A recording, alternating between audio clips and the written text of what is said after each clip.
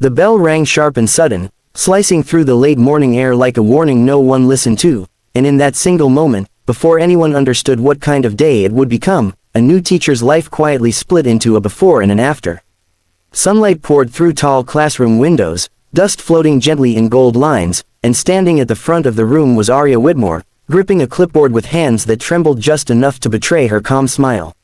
She had rehearsed this first roll call 100 times in her head, believing kindness would be enough, believing respect would naturally follow, never imagining that humiliation could arrive so quickly, so cruelly, and in front of so many watching eyes.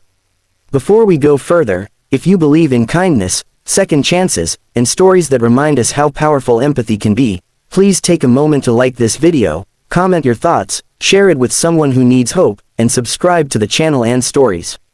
Your support helps stories like this reach hearts that need them most. Arya was new to Crestwood High, a school known more for its competitive reputation than compassion, and as she stood there in the bright daytime glow, she reminded herself why she had chosen teaching after walking away from a corporate career. She wanted to matter. She wanted to be the adult she once needed. The students, however, were already restless, chairs scraping, whispers buzzing, a subtle electricity of challenge in the air. At first, it was small things. Snickers when she mispronounced a name. A notebook dropped deliberately to interrupt her rhythm. A phone camera lifted and lowered too quickly for her to address without sounding paranoid. She swallowed each slight, telling herself it was nerves, that teenagers tested boundaries, that patience was part of the job. Then the humiliation began to sharpen. As Arya moved down the list, a ripple of laughter grew louder with each name, building like a wave she couldn't outrun.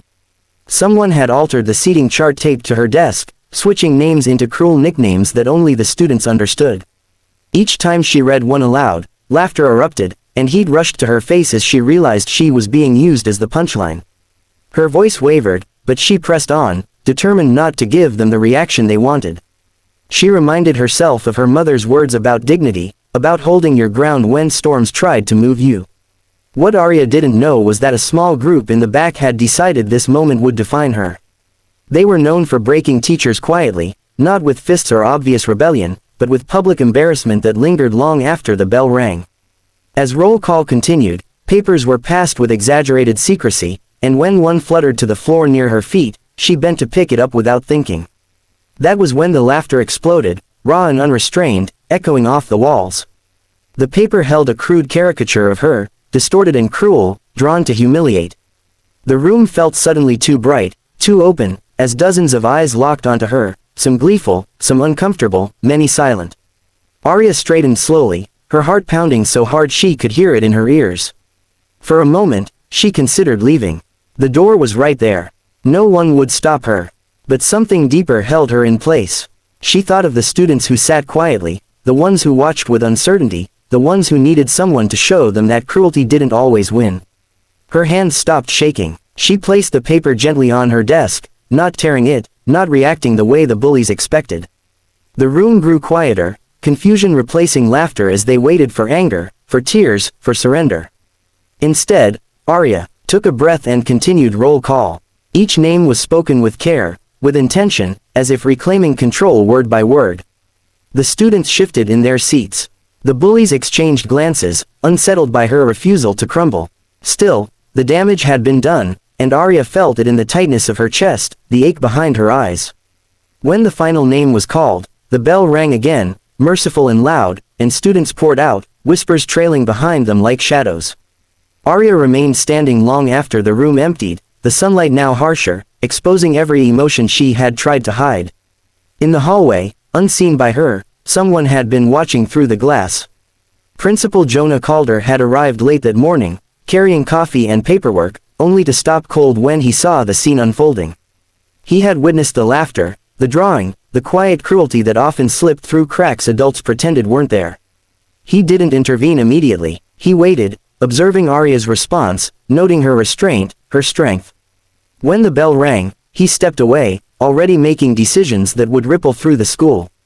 Minutes later, announcements crackled through every classroom speaker, calling a small group of students to the office. Confusion buzzed, speculation spread. Arya sat alone, unaware of what was happening, replaying the moment over and over, wondering if she had chosen the wrong place, the wrong time, the wrong dream. She didn't know that consequences were already in motion.